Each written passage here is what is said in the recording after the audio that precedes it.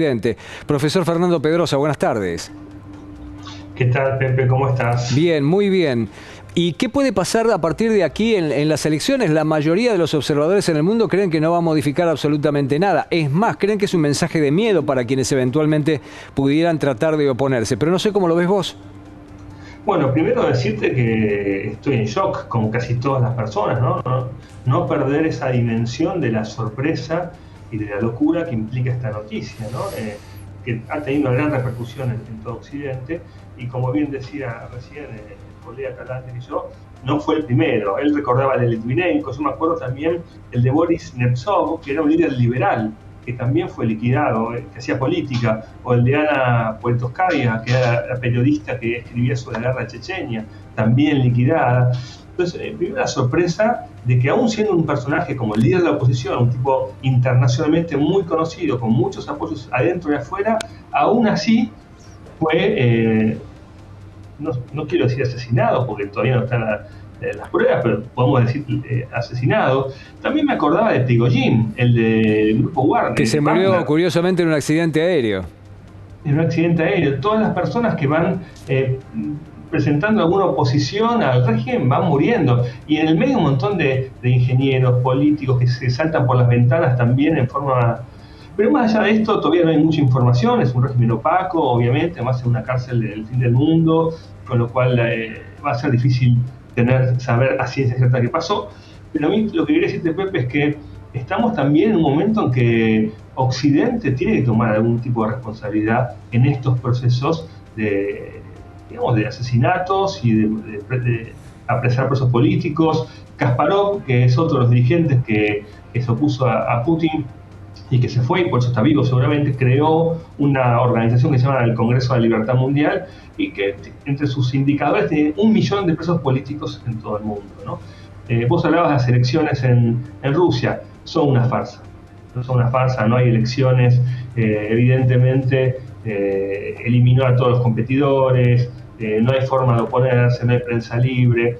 De hecho, hay una organización argentina que te quiero mencionar que se llama Transparencia Electoral, que hizo un llamado a todos los políticos latinoamericanos que no vayan a legitimar las elecciones a Moscú, porque efectivamente Moscú está haciendo una política de atracción de observadores, diría entre comillas, no hay nada que observar ahí, ¿no? Porque efectivamente quiere legitimar sus elecciones.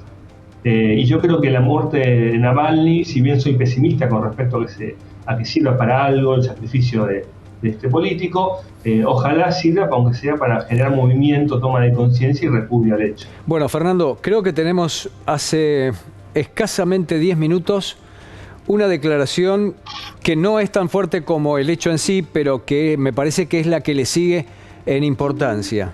El presidente de los Estados Unidos, Joe Biden, acaba de decir que Putin es responsable de la muerte de Navalny. Es una afirmación muy contundente, sobre todo por la cantidad de horas que tardó en hablar la Casa Blanca, porque hablaron allegados, funcionarios, secretarios, pero el presidente y la Casa Blanca no se habían expresado. Y hace escasos 10 minutos, no más de 15 minutos, acaba de decir el presidente de los Estados Unidos que Vladimir Putin es el responsable por la muerte de Navalny. Comentame el contexto de esa declaración y en dónde nos deja en el plano internacional. Primero, vos dijiste algo bastante importante, la tardanza, ¿no? En el mundo diplomático eso es importante. Segundo, me entero por vos de esta declaración y escucho responsable, no escucho culpable, ¿no? Ahí hay una variante. Responsable, bueno, en el sentido de ser responsable político del sistema carcelario, del sistema penitenciario. Me parece que es una declaración un poco propia de un liderazgo muy débil de Biden en el tema. No me quiero ir a Rusia, pienso en Yanir Áñez en Bolivia. Ahora en Venezuela apresaron hace unos días a Rocío San Miguel, también una dirigente política. En Cuba, permanentemente presos políticos. Estamos viviendo, Pepe, una etapa oscura para la democracia y la libertad en el mundo. Y se espera de los líderes mundiales, en general, en norteamericano, en Europa y en América Latina, una responsabilidad y una presencia mucho más importante. Y frente a eso lo que hay es un abandono del campo de la libertad y la democracia, como vemos en la ONU, cuando el Comité de Derechos Humanos de la ONU está siempre ocupado por todas las dictaduras del mundo.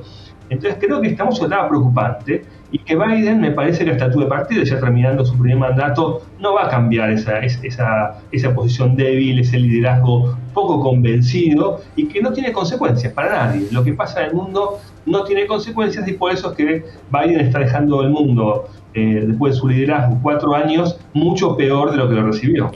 Vamos a ver. Hay por añadidura otro comentario que también es muy interesante, muy importante y que hace a la vida política interna de los Estados Unidos. No solamente responsabiliza a Vladimir Putin, dice que es hora de que piensen los republicanos y particularmente Donald Trump qué van a hacer sobre el tema, porque lo único que han hecho hasta el momento es oponerse a ayudar a Ucrania. Sí, totalmente. Y yo te diría que más que eso, un poco la relación, no digo de amistad, pero sí de complicidad personal entre Donald Trump y Vladimir Putin es preocupante.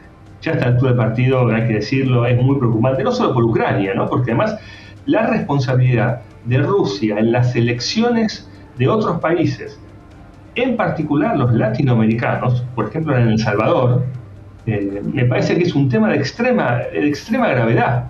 Es decir, hace falta empezar a ponerle límites ya a la expansión del autoritarismo ruso, no solo en Europa, sino también en América Latina. Hace falta que, llamémosle, el mundo occidental tome conciencia del peligro que implica para nuestras libertades y para nuestra democracia la presencia de Putin, que además hace 4 o 5 días lanzó una orden de captura a la presidenta de Estonia. Es decir, que parece no tener ningún tipo de límite, como además se vio en el reportaje que le hizo Carlson hace unos días también, donde parece una persona que goza de una impunidad absoluta para hacer y decir lo que quiere. Bueno, de todas maneras, Tucker Carlson no paró de tirarle centros, ¿no? Es decir, puede decir lo que quiera porque Carlson es el personaje en el que se ha convertido hoy. Así como te dije que la declaración de Biden tiene aproximadamente unos 15 minutos, hace menos de una hora, desde el riñón cercano a Navalny, los aliados están emitiendo un comunicado. Perdón que si parece que dudo un poco, lo que pasa es que lo estoy traduciendo del inglés al aire en vivo. Dicen que creen que es altamente posible que el político de la oposición rusa haya sido asesinado en una prisión, pero todavía no lo pueden confirmar de modo independiente. Se trata de Iván Zdanov, director de la Fundación Anticorrupción de Navalny. Hizo estas declaraciones durante una retransmisión del canal de YouTube del líder de la oposición rusa junto a su portavoz, Kira Yarmysh.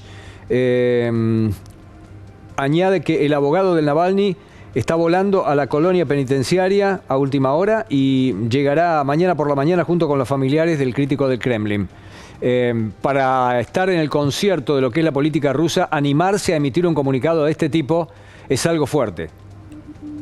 Sí, además te diría que es un asesinato. Quizás esta muerte final, este capítulo final, puede no haber sido un asesinato en sí mismo, pero todo el proceso que llevó a esto es un asesinato en cuotas. Es crónica de una muerte anunciada.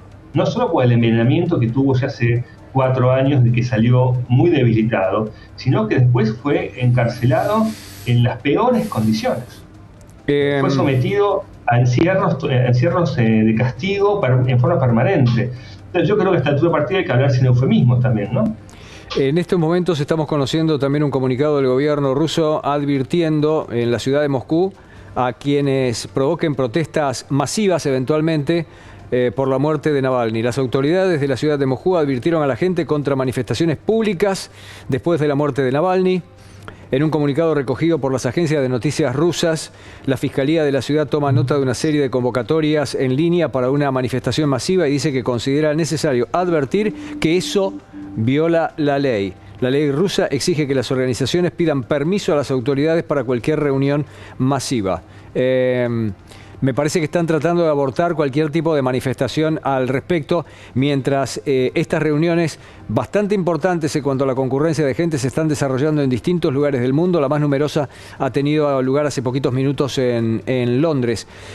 Permitime volver a una cosa que me parece muy importante que vos dijiste. Occidente tiene que empezar a pergeñar una estrategia, una forma para tratar de impedir que esta expansión violenta del poder ruso continúe. Pero estamos hablando de una potencia nuclear con un tipo como Putin que está decidido a todo, que no tiene límites. ¿Cómo se hace? La verdad que no sé, no tengo una receta, pero sí lo que sé que hay también mucho poder desde el otro lado.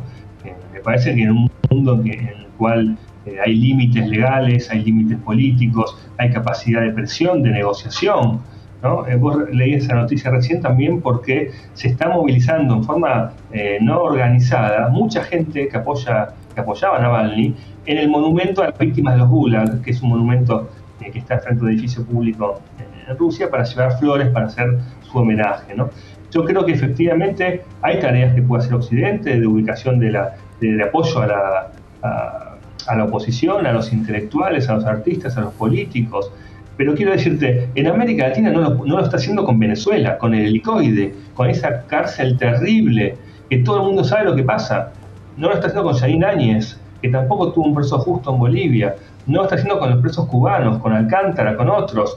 Entonces creo que me parece que hay que empezar a parar un poco la pelota, como se dice en el fútbol, y a empezar a pensar que también esto está llegando ya a límites que no los vemos desde los años 50, 60, ¿no? Hay analistas de la poderosa cadena CNN que están diciendo, y estoy citando artículos de Nick Patton Walsh y Sana Norhack, el momento de la muerte de Navalny sugiere que Putin siente cierto grado de amenaza, han dicho articulistas de la cadena televisiva CNN. ¿Te parece que es así? Mirá, la verdad que es difícil saberlo. Es cierto que cuando hay elecciones no competitivas, como en este caso, igualmente el líder pone en juego su liderazgo, ¿no? Pone en juego la posibilidad de seguir liderando un país como Rusia, un tipo que ya es grande, como Putin. Puede ser que sienta algún grado de amenaza. Yo creo que lo que siente es impunidad, porque matar a un líder de estas características un mes antes de las elecciones, con vos ves la CNN, y la CNN está cubriendo esta noticia en forma preponderante, se dedica a esto, ¿no? Todas las cadenas de la BBC lo mismo, la Deutsche Welle lo mismo, France 24 lo mismo. Entonces me parece que muestra como una seguridad en su poder. Es como el caso de Prigozhin también, ¿no? Es decir, la hago y bueno, ya se van a olvidar. Sí, te despido con otra definición, en este caso de Justin Trudeau, el líder de Canadá, el primer ministro de Canadá. Trudeau dice que la muerte de Navalny es un recordatorio de lo monstruo que es Putin. Es una declaración poderosa, ¿eh? Es una declaración fuerte, potente, sí. Muy potente. Fernando, gracias por este tiempo. No, gracias a vos, Pepe. Feliz fin de semana. Igualmente, un saludo muy cordial.